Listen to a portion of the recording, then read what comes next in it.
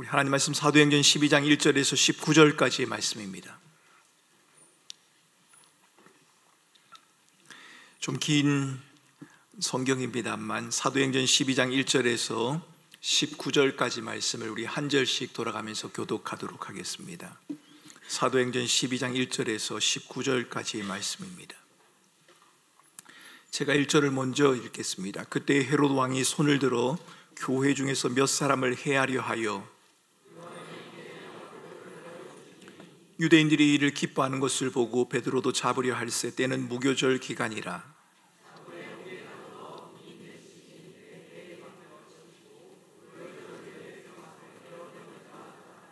이에 베드로는 옥에 갇혔고 교회는 그를 위하여 간절히 하나님께 기도하더라.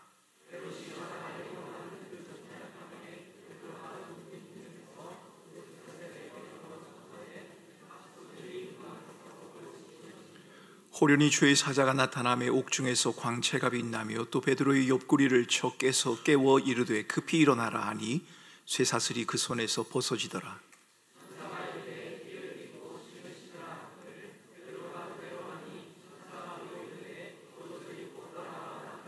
베드로가 나와서 따라갈새 천사가 하는 것이 생시인 줄 알지 못하고 환상을 보는가 하니라.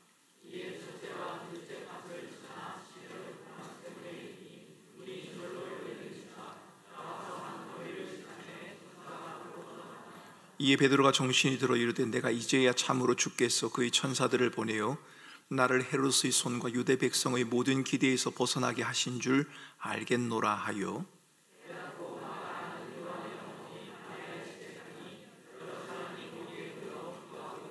베드로가 대문을 두드리는데 로데라 하는 여자아이가 영접하러 나왔다가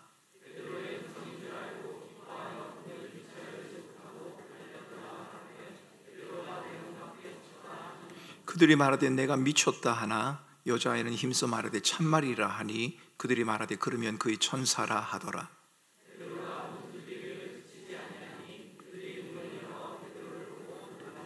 베드로가 그들에게 손짓하여 조용하게 하고 주께서 자기를 이끌어 옥에서 나오게 하던 일을 말하고 또 야고보와 형제들에게 이 말을 전하라 하고 떠나 다른 곳으로 가니라.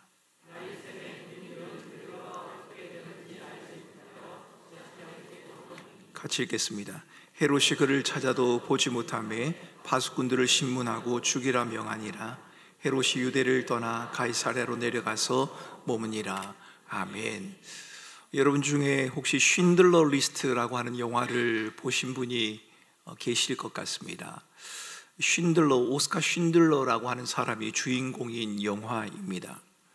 폴란드계 유대인이 경영하는 그릇 공장을 인수하고 군대에 납품할 식기들을 생산해내는 그 유대인들의 값싼 노동력을 착취했던 그 사람이 바로 쉰들러였습니다.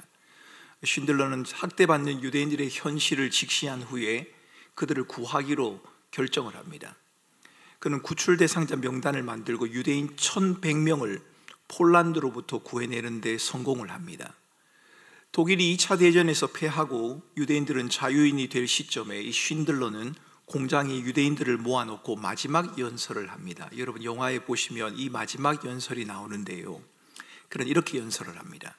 더 구할 수도 있었을 거야. 어쩌면 더 살릴 수 있었는지도 몰라. 만약 내가 좀 더 돈을 벌 수 있었다면 충분하지 못했어. 이 차 내가 왜 안 팔았지? 10명은 더 구했을 거야. 10명은 더 살릴 수 있었어. 이 나치당 배지로 2명은 더 구할 수 있었을 거야. 금 배지잖아. 최소한 1명은 더 빼올 수 있었을 거야. 여러분 이것이 쉰들러가 마지막으로 한 연설의 내용입니다. 생명책이라고 불렸던 이 리스트에 더 많은 사람의 이름을 넣기 위해서 애를 쓴 쉰들러, 이 쉰들러가 깊은 후회와 탄식을 하는 장면, 여러분 이 장면을 보면 그 장면에 등장하고 있는 그 쉰들러의 모습이 우리의 모습 같다라고 하는 생각이 좀 듭니다. 쉰들러처럼 많은 사람들을 구했기 때문에 우리와 같다라고 말하는 것이 아니라 쉰들러가 원했지만 완벽하게 해내지 못했던 그의 연약과 한계가 우리의 모습과 비슷하다는 겁니다. 여러분 우리는 모두가 다 한계와 연약을 가진 자들이지 않습니까? 때로는 우리의 한계와 연약을 핑계하기도 하고 한계와 연약이 없는 것처럼 완벽한 사람인 것처럼 인척해보기도 합니다만 우리는 우리의 연약과 한계를 부인하거나 쉽게 비난할 수 없는 그런 존재들입니다. 늘 연약과 한계를 가지고 살아가는 것, 그것이 바로 인생이 아닌가 싶습니다. 그런데 여러분, 만약에 이 연약과 한계를 하나님에게 적용하면 어떻게 되겠습니까? 하나님이 한계가 있다면, 하나님이 연약하다면, 하나님이 완전하지 않다면 여러분, 우리들의 신앙생활이 어떨 것 같습니까? 하나님에게도 부족함이 있고, 하나님에게도 한계가 있고, 하나님에게도 연약이 있다, 이렇다면 말입니다. 여러분, 제가 여러분에게 이렇게 엉뚱한 질문을 하는 이유는 오늘 본문을 읽고 설교를 준비하면서 문득 그런 생각이 들었기 때문입니다. 본문에 등장하는 제자들의 기도에 응답하시는 하나님의 섭리, 간섭, 여러분 놀라웠습니다. 그 결과가 얼마나 놀라웠던지 기도했던 제자들조차도 믿지 못하지 않습니까? 15절을 보면 베드로를 위해 기도하던 제자들이 막상 베드로가 필요하자 그것을 믿지 못합니다. 베드로가 살아왔습니다 라고 여종이 말하니까 그 여종을 보고 내가 미쳤구나 라고 그렇게 말을 합니다. 참 우스운 이야기입니다. 열심히 기도했는데, 하나님 들어달라고 했는데 하나님이 들어줬더니 그건 있을 수 없는 일이다 라고 말하고 있는 겁니다. 주의 천사가 호련히 나타났습니다. 감옥에 있던 베드로를 풀어놓습니다. 하나님의 놀라운 능력이 있어 보입니다. 베드로를 위한 사람들의 기도에 응답하시는 이 하나님을 바라보면서 우리는 역시 하나님이다, 하나님은 완전한 분이다, 하나님은 능력이 있으신 분이다, 우리는 그렇게 말할 수 있을 겁니다. 우리도 하나님에 대한 이런 모습을 기대합니다. 하나님이 내 삶 속에 찾아오셔서 나의 고난과 역경들을 풀어가시고 사람들이 도저히 헤어나지 못할 것이라고 생각했던 그 늪에서 우리를 건져내시는 그런 장면들을 기대하는 것, 여러분, 그것이 우리들의 모습이 아니겠습니까? 베드로에게 일어난 일을 보며 우리가 기대하는 그 하나님께서 위기의 상황에 간섭하시는 것이 맞는 것 같습니다. 감옥에 있던 베드로를 건져주셨기 때문입니다. 그런데 여러분, 같은 본문에 소개되고 있는 또 한 사람이 있습니다. 그 사람을 보면 하나님이 전능하신 게 맞는가라는 것에 대해서 고개를 갸우뚱하게 됩니다. 여러분, 그 사람은 바로 야고보입니다. 오늘 2절 본문에는 형제 야고보의 죽음을 이렇게 기록합니다. 요한의 형제 야고보를 칼로 죽이니. 예수님 당시 남자아이들을 살해하도록 명령했던 헤롯 대왕이 있습니다. 그 헤롯 대왕의 손자가 있었는데 헤롯 아그리파 1세라고 하는 왕입니다. 이 왕이 교회를 핍박하고 이런 와중에 야고보를 죽인 것 같습니다. 같은 하나님을 섬기며 교회가 핍박받는 동일한 상황 속에서 여러분, 야고보는 죽임을 당하고 베드로는 건져냄을 받습니다. 사실 야고보는 그리 주목할 만한 인물이 아닙니다. 성경에 야고보에 대한 언급이 많지 않기 때문입니다. 야고보는 오순절 성령을 받을 때 사람들 가운데 한 사람으로 등장을 합니다. 잠시, 조연처럼 잠시 등장을 합니다. 마가복음 10장 37절을 보면 요한과 야고보 두 사람, 이 두 형제가 예수님에게 우리를 우편에, 우리를 당신의 좌편에 앉게 해달라라고 하는 장면이 나옵니다. 결국 이 야고보는 죽임을 당했습니다. 그리고 베드로는 건져냄을 받았습니다. 왜 한 사람은 기적을 경험하는 것이고 왜 한 사람은 죽임을 당하는 것입니까? 똑같은 환난이라고 하는 이 사건 가운데서 왜 한 사람은 감옥에서 나오게 되고 한 사람은 그렇게 하지 못하게 된 것입니까? 야고보의 죽음을 바라보면서 우리는 여러 가지 질문을 할 수가 있습니다. 야고보가 베드로만큼 비중 있는 인물이 아니라서, 영향력 있는 인물이 아니라서 하나님이 그러신 거다, 여러분, 그렇게 생각할 수도 있을 겁니다. 어떻게 죽음을 맞이하는가, 죽음의 모습이 그 사람의 영향력이나 신앙의 정도를 평가하는 기준이 될 수 있다, 이렇게도 생각해 볼 수 있겠지요. 이 질문들에 대해서 제가 알고 있는 성경의 지식을 우리가 모두 다 동원을 해보아도 그렇다, 이렇게 답하기가 좀 어렵습니다. 베드로는 비중이 있는 사람, 야고보는 비중이 없는 사람이라서 베드로는 건져주고 야고보는 죽임을 당하였다. 그리고 야고보는 죽임을 당하였고 베드로는 건져냄을 받았기 때문에 베드로가 야고보다 더 탁월한 사람이다, 이렇게 말할 만한 성경적인 증거가 아무것도 없다는 겁니다. 히브리서 11장에 나오는 많은 믿음의 사람들을 보면 그렇지 않습니까? 톱에 켜임을 당하고 돌에 맞아 죽고 궁핍과 환대와 환난과 학대 속에 비참한 죽임을 맞이하는 사람들이 있습니다. 그런데 그들을 향해서 히브리서 기자는 말하기를 비참하다, 불쌍하다, 이렇게 말하지 않습니다. 그들은 믿음의 사람이다, 이렇게 말을 합니다. 오히려 그 사람들은 복이 있는 사람들이고 세상이 감당하지 못하는 사람들이다 라고 그렇게 말을 하는 겁니다. 예수님과 동년배이면서도 목이 베어서 일찍 죽임을 당했던 세례 요한은 어떻습니까? 제자들을 남겨둔 채 33세란 나이로 육신의 삶을 마감한 예수님은 어떻습니까? 일찍 죽었기 때문에 별로 영향력이 없는 사람이다, 그렇게 말할 수 없지 않습니까? 성경에 등장하는 인물들을 살펴보면서 우리가 내릴 수 있는 결론은 얼마나 오래 살았느냐, 어떤 형태의 죽임을 당하느냐, 죽음을 맞이하느냐, 이것이 그 사람의 영향력이나 그 사람의 삶의 비중을 평가할 수 없다는 겁니다. 여러분, 장례식장에 가면 좀 그런 이야기를 할 때가 있습니다. 이 사람이 어떻게 살았기 때문에 이런 죽음을 맞이하는가, 이렇게 말할 때가 있습니다. 비참한 죽음을 당하거나 갑작스러운 죽음을 당한 사람들을 향해서 그런 평가를 내리지요. 그런데 그 사람의 죽음의 형태가 그 사람이 살았던 삶의 모습이나 그 사람의 삶의 가치를 평가할 수 없다고 성경은 그렇게 말합니다. 하나님은 사람을 그렇게 평가하지 않으십니다. 하나님은 사람의 중심을 본다, 그렇게 말하지 않습니까? 사람들은 늘 눈에 보이는 외모에 관심을 두고 있지만 하나님은 외모를 보는 것이 아니라 바깥으로 보이는 그 모습을 보는 것이 아니라 중심을 보신다라고 그렇게 말씀을 하십니다. 그렇다면 여러분, 베드로가 살고 야고보가 죽은 또 다른 이유를 한번 생각해 볼 수 있습니다. 오늘 성경을 보면 많은 사람들이 베드로를 위해서 기도했다라고 나오고 야고보를 위해서는 기도했다는 말이 나오지 않습니다. 그렇다면 우리는 이 성경을 보면서 베드로를 위해서는 기도했기 때문에 살아난 것이고 야고보를 위해서는 아무도 기도하지 않았기 때문에 죽은 것이다, 여러분, 그렇게 말할 수 있는 것입니까? 여러분, 저는 우리 성도들이 어려움을 당하거나 육신의 질병이 있을 때 중보기도를 부탁하고 많은 성도들이 기도한 후에 하나님의 은혜를 통해서 자신의 몸이 회복되어지거나 삶이 나아지는 것을 통해서 하나님이 나를 건지셨다, 나를 위해서 기도해 준 그 힘으로 견뎠다라고 하는 그 고백이 진정한 진실한 고백이라는 것을 믿습니다. 저는 그 고백을 거짓이라고 생각하지 않습니다. 하지만 기도를 해도 안 될 때가 있습니다. 아무리 기도를 했는데 하나님께서 거기에 응답을 하지 않을 때가 있다는 겁니다. 기도하면 우리가 원하는 것이 무엇이든 이루어질 수 있다, 여러분, 이것은 성경의 가르침은 아닌 것 같습니다. 왜냐하면 아무리 기도해도 우리의 원함대로 되어지지 않을 때가 있기 때문입니다. 기도를 알라딘의 요술 램프에 나오는 마술 램프처럼 생각해서 하나님을 이용해 나의 원하는 바를 채울 수 있다라고 말한다면 우리는 그 생각에는 동의할 수 없습니다. 기도는 우리의 유익을 구하는 이익의 방편이 아니기 때문입니다. 내가 원하는 것을 가지기 위해서 기도한다, 여러분, 그것 말이 틀린 것은 아니지만 기도가 우리의 원함을 얻기 위한 방편이다, 그렇게 말할 수는 없습니다. 성경은 기도가 자신을 부인하며 하나님에게 집중하는 것이고 하나님의 뜻이 하늘에서 이루어진 것 같이 땅에서도 이루어지기를 바라는 것이다 라고 우리에게 가르칩니다. 기도는 내게 유리하고 좋은 상황을 구하는 것도, 내 생각과 내가 걷는 길에 하나님이 좀 맞추어 주시고 좀 힘을 주시기를 구하는 것도 아닙니다. 아니, 오히려 기도는 그 길이 내게 불리하고 어렵다고 하더라도 그 가운데서 하나님의 뜻을 구하고 그 뜻을 따라 순종하며 살아갈 수 있는 그 힘과 능력을 구하는 것.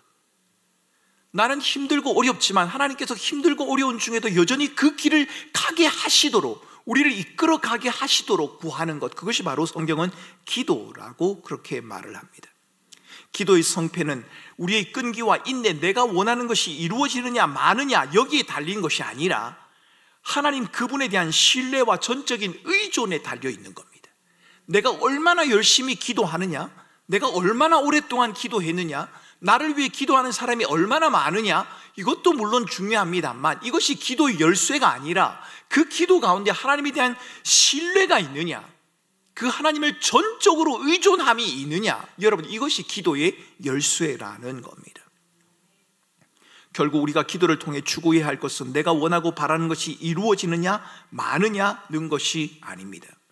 우리는 기도를 통해 어떤 환경과 상황에서도 내 삶이 하나님의 손에 있다는 것을 확인합니다. 하나님이 나의 좋은 아버지가 되시고 아버지 되신 하나님이 기필코 내 삶을 선한 길로 인도하신다, 여러분, 이것을 기도를 통해 확인하는 겁니다.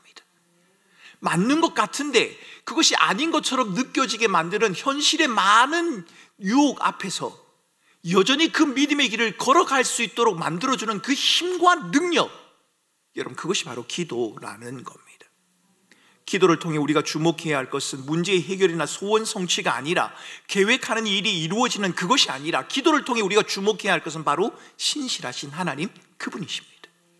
오늘 밤 우리가 또 기도를 할 것입니다. 함께 기도하면서 우리의 원함과 바람에 우리의 마음을 빼앗기는 것은 어쩔 수 없을 겁니다. 그런데 그 원함과 바람이 너무 강력하게 우리의 마음을 빼앗아 버려서 우리의 생각과 우리의 마음들이 하나님을 주목하지 못한다면, 여러분, 그것은 결국은 기도에 실패하게 되는 겁니다. 신실하신 하나님을 주목하는 것, 여러분, 그것이 바로 기도입니다. 베드로는 기도하는 사람이 많았기 때문에 살아났고, 야고보는 기도하지 않았기 때문에 죽음을 맞이했다, 그렇게 말할 수 없다는 겁니다. 그렇다면 하나님이 뭔가를 잘못 판단하셔서 그러면 이런 일이 벌어진 겁니까? 아차, 실수를 해서 둘 다 건져야 되는데 아차 하는 사이에 야고보를 하나님이 놓쳐버리신 겁니까? 그렇지 않습니다. 민수기는 하나님의 완전하심을 이렇게 말하죠. 하나님은 사람이 아니시니, 인생이 아니시니, 거짓말을 하지 않으시고 후회가 없으시다라고 그렇게 말합니다. 하나님은 완전한 분이고 완벽한 분입니다. 하나님과 견주어 더 나은 신이 없다라고 그렇게 성경은 말하고 있습니다.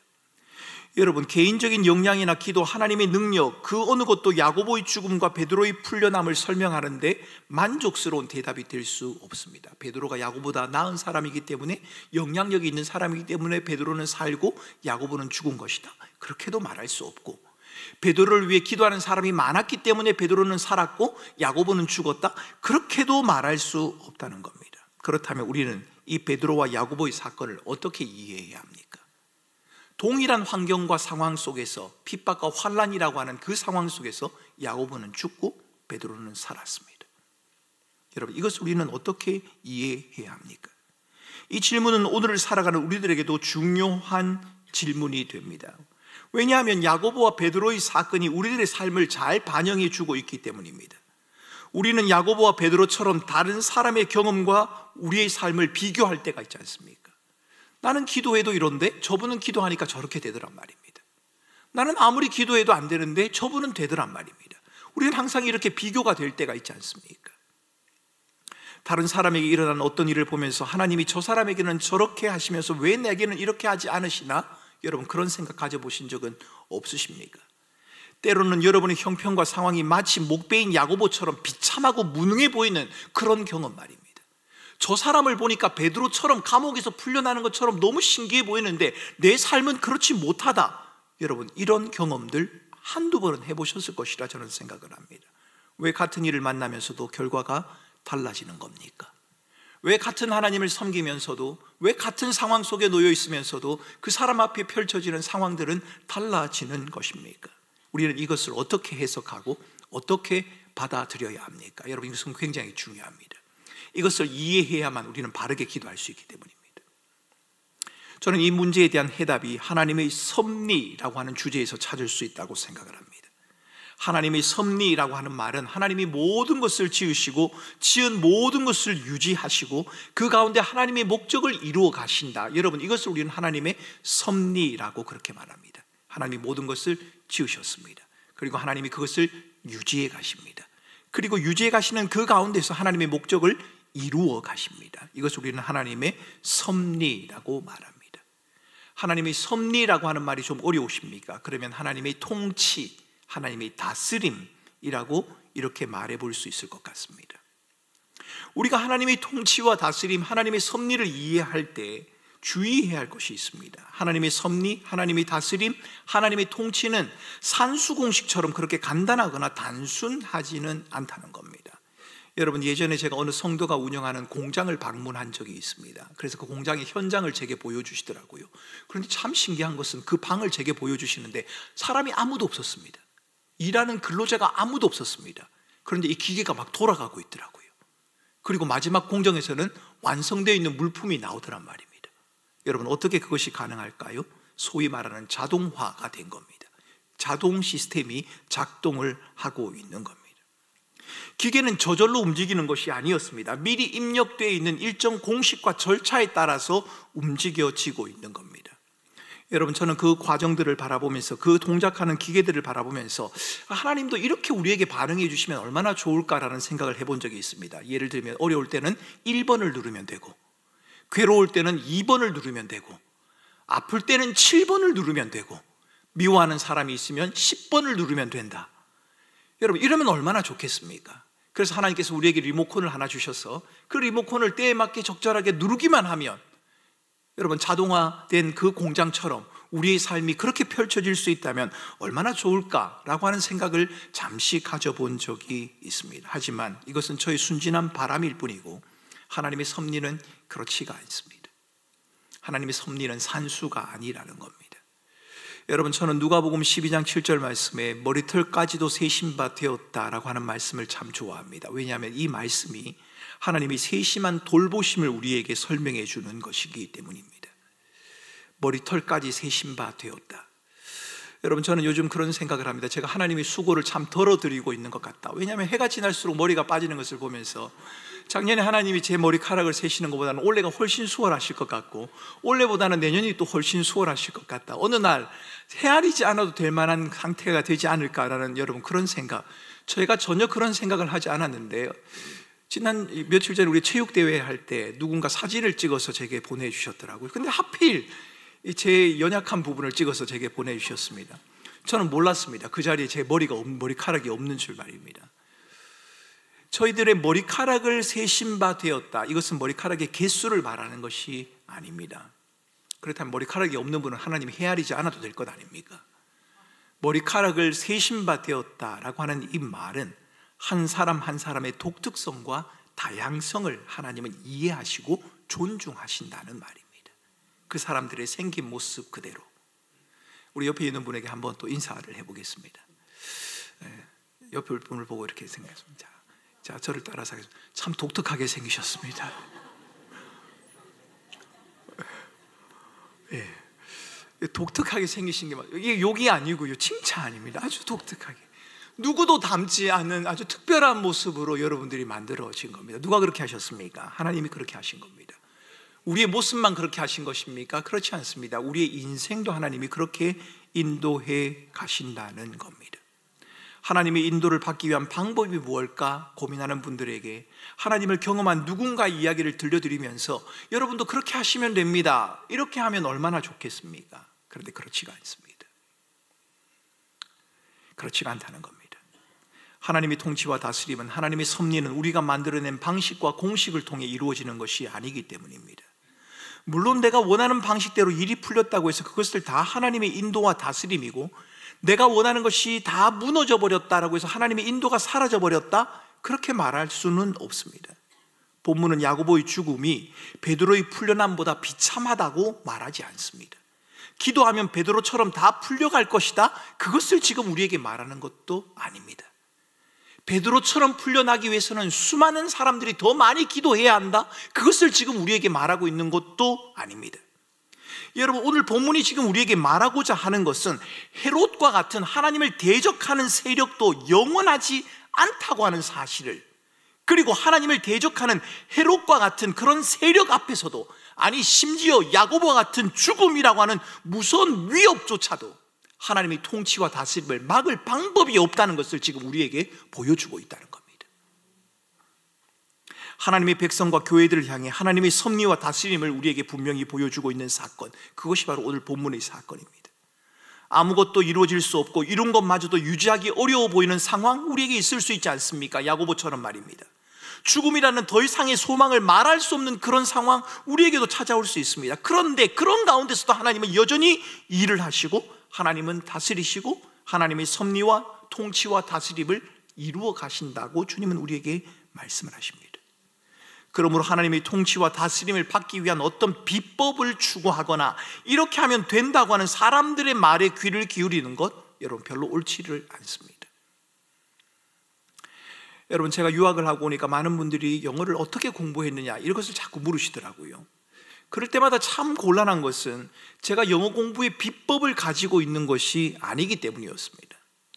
제가 해온 방법을, 나름대로 공부한 방법을 후배들에게 말한 적이 있는데, 어느 날 후배가 와서 제게 이렇게 말하는 거예요. 목사님이, 선배님이 말해주는 대로 했는데 안 되더라고요, 이렇게 말을 하더라고요.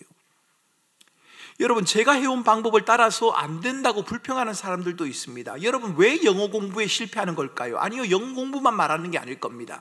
우리가 해야 되는 어떤 일들이 실패하는 이유가 무엇입니까? 그분들에게는 영어를 배우려는 진지함보다도 당장 영어를 써먹으려고 하는 마음이 더 강하기 때문입니다. 내가 이걸 배워서 어떻게 써먹지? 어떻게 이걸 해서 내가 좀 더 어떻게 되어보지? 라는 마음이 강하기 때문입니다. 영어 공부 방법은 달라도 공통된 두 가지가 있으면 됩니다. 하나는 영어를 배우려고 하는 열정과 열심이 있어야 하고, 그것을 배워나가려고 하는 꾸준함이 우리에게 있어야 한다는 겁니다. 우리의 신앙도 마찬가지입니다. 꼭 같다고는 할 수는 없지만 하나님의 섭리와 다스림을 이해하는데도 이 원리는 동일하게 적용됩니다. 하나님의 인도, 하나님의 섭리, 내 상황에 벌어지는 일들을 어떻게 이해해야 하나? 이것을 묻는 분들에게, 여러분들에게 제가 질문하고 싶습니다. 여러분들은 정말 하나님의 인도와 다스림, 하나님의 통치와 하나님의 섭리 가운데 살아가기를 원하는 그 마음이 있으십니까? 하나님이 나를 어떻게 인도하든지 간에 내가 그 길을 따라가겠노라. 하나님이 내 길을 인도하는 것이 최선이기 때문에 정말 그 길을 주님이 내게 말씀하시면 내가 무슨 일이 있어도 그 길을 따라가겠습니다 라고 하는 그 갈망이 우리에게 있느냐는 겁니다. 아니면 그 하나님의 인도와 원하심을 통해서 내가 원하는 것을 잠시 이루고 내 삶의 편리를 도모하고 싶어하는 그 마음 때문에 하나님의 인도를 구하고 있는 것입니까? 하나님의 인도와 다스림, 하나님의 통치, 하나님의 섭리를 말하기 전에 우리는 정직하게 우리의 마음속에 정말 하나님의 인도하심을 원하고 있느냐, 우리 스스로에게 질문을 해야 합니다. 전적으로 하나님을 의존하는 삶 말입니다. 또 한 가지는요, 그 하나님을 따라 날마다 믿음의 삶을 살아가는 겁니다. 여러분, 광야 이스라엘 백성들의 삶을 이해하십니까? 여러분, 이런 생각 해보지 않으셨습니까? 하나님께서 만나와 메추라기를 매일 내리셨습니다. 우리는 이 말씀에 너무 익숙해져 있기 때문에 여러분, 그 말씀을 보면서 참 광야길을 걷는 백성들이 하나님을 의존하는 삶을 살지 못한 것을 믿음 없는 사람처럼 생각할 때가 있습니다. 그런데 여러분, 우리가 성경 뒷부분을 다 모르고 우리가 정말 광야에 있다고 한번 생각을 해봅시다. 하나님이 오늘 만나를 내리셨습니다. 그러면 우리들의 마음속에 내일도 하나님이 만나를 내리실 것이라는 기대감이 크겠습니까? 아니면 내일도 하나님께서 만나를 내리실까라고 하는 의심이 더 크겠습니까? 여러분, 저는 의심이 더 클 것 같습니다. 내일 안 주시면 어떡하지? 하나님이 잊어버리시면 어떡하지? 깜빡해버리면 어떡하지? 그리고는 어떤 생각이 들까요? 기왕 주실 거 한 3일치를 주시지. 그러면 하루 정도 잊어버려도 3일치로 하루 정도 버틸 수 있는 것 아닙니까? 여러분, 우리는 광야 이스라엘 백성들의 불평불만하는 모습을 보면서 어떻게 그럴 수 있느냐라고 말하지만 우리의 삶의 모습이 그렇다는 겁니다. 그런데도 왜 하나님께서 하루치만 주십니까? 이틀치, 사흘치를 가지고 있으면 왜 하루치를 제외한 모든 것은 썩어 먹지 못하는 그런 상황이 왜 그들에게 펼쳐지는 것입니까? 성경은 우리에게 신명기를 통하여 분명히 말씀하십니다. 그 만나와 메추라기를 통해서 살아계신 하나님을 의존하게 하기 위함이라. 매일매일 하루하루 순간순간을 하나님을 의존하며 살아가도록 하나님은 백성들을 인도해 가신 겁니다.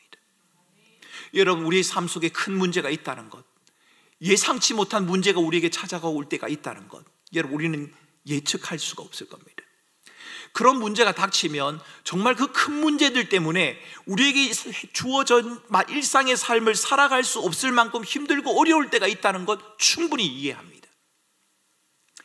이 큰 문제가 놓여져 있는데 내가 하루하루 살아가는 이것, 밥을 먹고 가족들과 함께 즐기고 그들과 이야기를 나누고 성도들을 돌아보고 교제를 하는 이것이 도대체 무슨 소용이 있나? 이 큰 문제가 해결되어야만 이 작은 것이 의미가 있는 것이 아닌가라는 생각을 우리는 하게 된단 말입니다. 그런데 하나님께서는 우리에게 반대로 말씀하십니다. 그 작고 사소한 것 가운데, 매일의 삶 가운데, 순간 가운데 하나님을 의존하는 삶을 살아라고 말하는 겁니다. 여러분, 전도서를 읽어보십시오. 전도서 기자가 그렇게 말하지 않습니까? 오늘 하루 너희가 가족들과 함께 식탁에서 식사를 하는 그것이 너희의 인생의 가장 큰 기쁨이요 즐거움이라. 여러분, 우리 삶에 결핍이 있는 줄 압니다. 우리의 가정에도 결핍이 있을 수 있습니다. 돈이 부족할 수도 있고 경제적인 어려움이 찾아올 수도 있을 겁니다. 우리의 사업이 실패할 수도 있고 우리의 계획이 무너질 수도 있을 겁니다. 뜻하지 못한 질병이 찾아올 수도 있고, 우리가 예측하지 못했던 어려움들이 우리에게 찾아올 때가 있을 겁니다.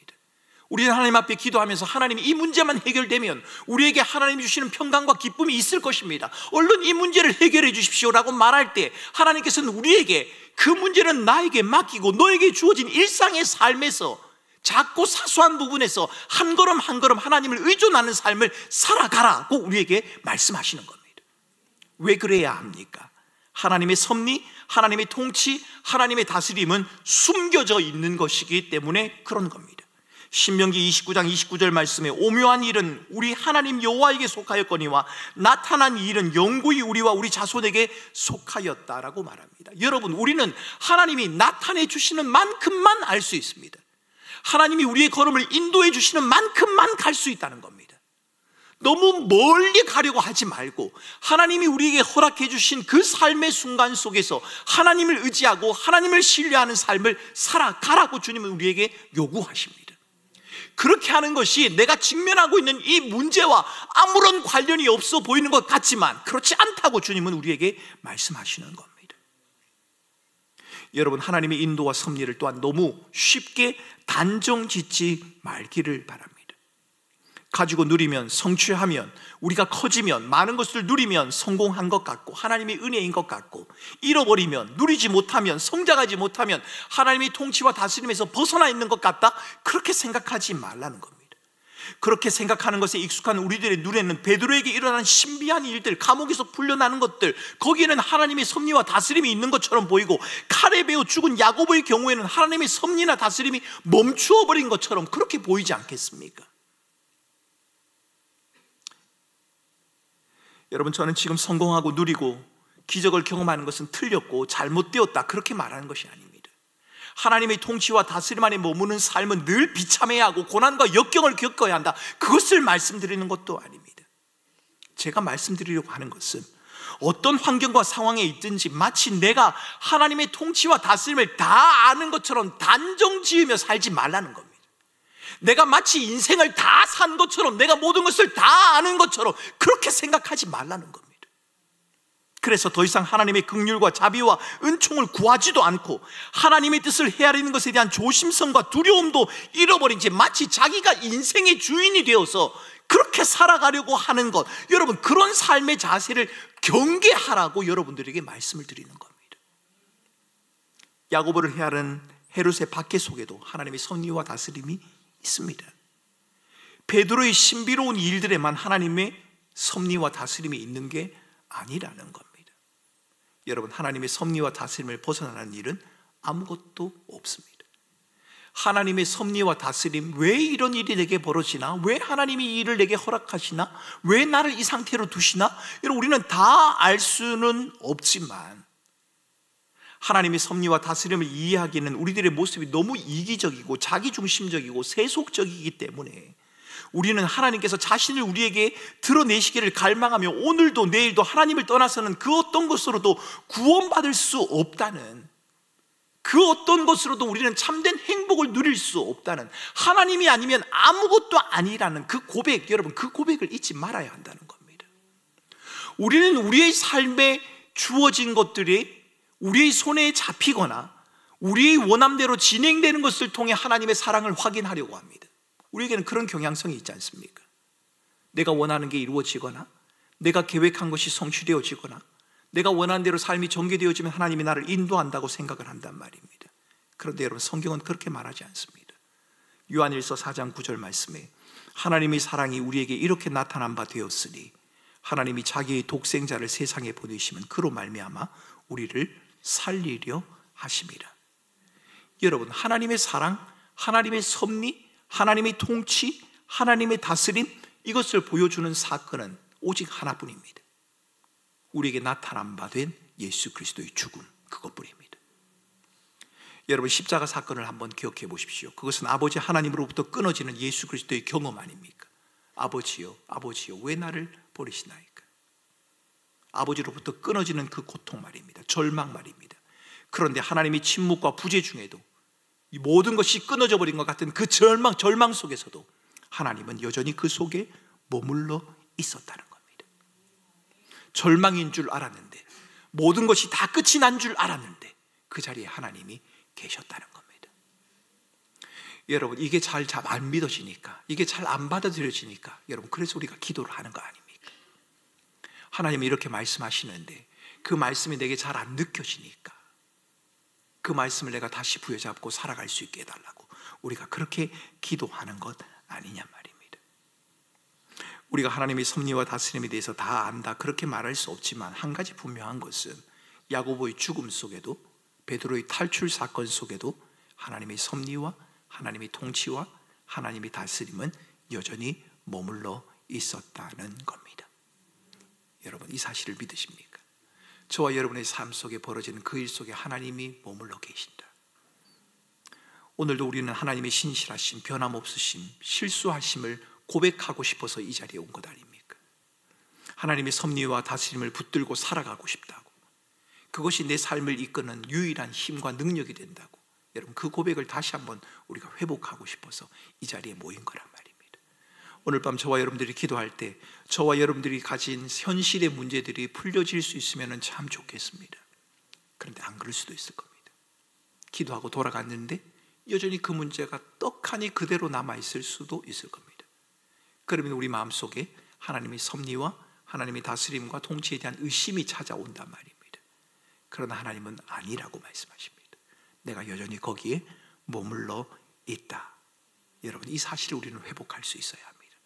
하나님의 신실하심, 하나님의 일하심, 하나님의 변함없으심, 하나님의 함께하심, 여러분, 이것을 저와 여러분들이 확인할 수 있으면 좋겠습니다.